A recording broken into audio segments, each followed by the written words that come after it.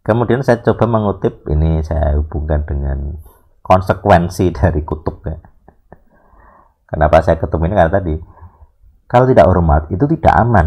Nah, gitu ya. Ini contoh yang namanya kham. Jadi khat ya, di kham. Kham ini anak dari Noah. Noah ini punya 3 anak. Sem, Kham, Yafet gitu ya. Nah, Kham ini menarik, teman-teman perhatikan di ini Genesis 9 ayat 22 ya. Perhatikan. Jadi waktu Kham ini dikutuk, dia udah punya anak, atau ini adalah nubuatan gitu ya. Saya nggak tahu ini secara, karena kadang di ayat-ayat Ibrani itu sirkular gitu ya. Kadang nggak kronologis. Jadi ketika dituliskan Kham bapak Kenaan, jadi nama Kenaan sudah muncul. Berarti kan bocahnya sudah ada, jadi Kham itu sudah punya anak gitu ya. Atau ini nubuatan gitu. Tapi kalau dari sisi logik paling masuk akal ya aslinya Kham ini sudah punya anak gitu ya. Makanya dia disebut bapak Kenaan.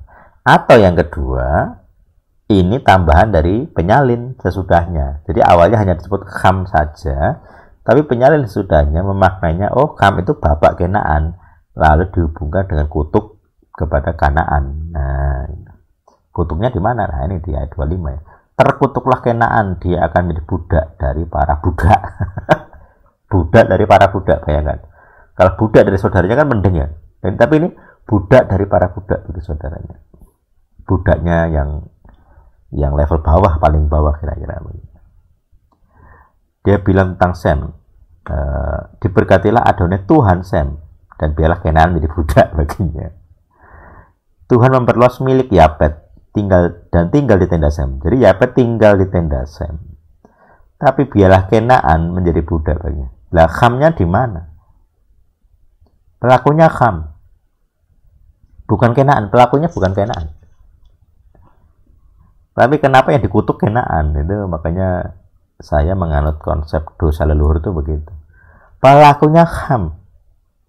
Tapi ketika diucapkan kutuk, tidak satu pun Kham muncul. Yang dikutuk anaknya, terkutuklah Kenaan. Tidak ada terkutuklah Kham, tidak ada. Dari 3 ayat ini semuanya terkutuklah Kenaan, menjadi budak. Dari 3 ayat ini semuanya menjadi budak. Tidak ada kutuk tentang Kham, tidak ada. Padahal pelakunya Kham. Pelaku dari melihat ketelanjangan. Nah, jadi apa kesalahan Kham? Kesalahannya adalah dia tidak menghormati bapaknya. Maka ada kutuk. Dia tidak aman, ada kutuk. Dan ternyata kutuknya berlaku ke keturunannya. Anaknya langsung, Kenaan. Bukan ke dia. Ucapan kutuknya bukan Kham. Makanya penulisan kata bapak Kenaan di Genesis 2 ayat 22 itu menarik. Karena ternyata memang yang disasar itu bukan Khamnya, Kenaannya. Jadi kayak benih dari dosanya di Kham, tapi buah dosanya itu di Kenaan, itu seakan-akan. Kira-kira. Jadi kalau kalian sedang menderita, yang sedang ya apapun derita, kalian adalah buah dosanya.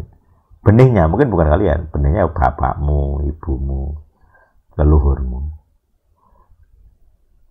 Gara-gara contoh di sini adalah karena Kham tidak menghormati ayahnya. Jadi kata menghormati itu sebenarnya nanti ada konsep kalau di Jawa ini, tadi kebetulan saya ingat, mikul dhuwur mendem jero gitu. Jadi menutupi kesalahan. Kata hormat itu ada konteks arah itu. Nah, ternyata kata hormat di kamus sebenarnya ada lagi selain kabat, ada lagi khusus, kata khusus. Cuman di ayat yang kita tinjau, hormatilah ayahmu dan ibumu, tidak dipakai kata itu. Kata yang dipakai adalah kabat. Makanya saya menjelaskannya dalam konsep kabat gitu. Tapi kata hormat sendiri kalau kita pisah, itu ada kata lain yang punya makna selain kabat ya, ini ada kata itu punya makna kayak menutup kesalahan. Itu hormat. Jadi kalau Tuhan itu menghormati para hambanya, dia dikatakan Tuhan akan menghormati para orang-orang yang melayani dia. Berarti Tuhan pun akan menutupi kesalahannya. Nah, ini jangan heran kenapa di El Sadik aman, yang mau dituduh sesat, ini itu aman. Ya nuwun sewu, memang Tuhannya di El Sadik menutupi kesalahan-kesalahan El Sadik. Jadi dakwaan-dakwaan itu walaupun ada dasarnya ya dakwaan-dakwaan itu, tapi nggak kena karena punya treatment spesial. Apa ya, Tuhan menghormati para pelayannya, ada kata hormat di situ. Itu PP ya yang nulisnya. Nanti kita cek di PP itu bisa ke kabat ini tidak, atau kata yang lain gitu ya. Cuman karena PP itu bukan Ibrani jadi agak susah, menyambungnya agak susah. Kita nggak punya bukti itu pakai kata yang dipakai sama seperti kabat, sama atau ya kata yang lain tadi yang saya bahas. Karena sama-sama hormat terjemahannya. Sedangkan di sini kata kabat itu konteks hormat ternyata tidak hanya sekedar hormat sifat atau bersikap hormat, tetapi nuansanya banyak sekali gitu. Termasuk kalau dilanggar itu ada kutuknya, terbukti dengan Kenaan ini. Bahkan Kenaan akan digenosida, dibantai semua. Jadi begitu dosanya genap, tidak boleh ada orang Kenaan hidup. Jadi kalau ada orang Kenaan hidup, itu adalah dosa malah. Makanya ketika Yosua bin Nun ditipu ya oleh orang Kanaan bahwa mereka, oh kami itu dari tempat jauh. Yosua dan para tetua Israel melihatnya, oh pakaiannya udah compang-camping, robek-robek, kasutnya sudah tua, makanannya rotinya udah kering. Oh berarti mereka tinggal jauh. Ternyata di depan situ. Makanya ada beberapa kota Kanaan yang tidak dibantai gitu ya, tidak dihukum gitu karena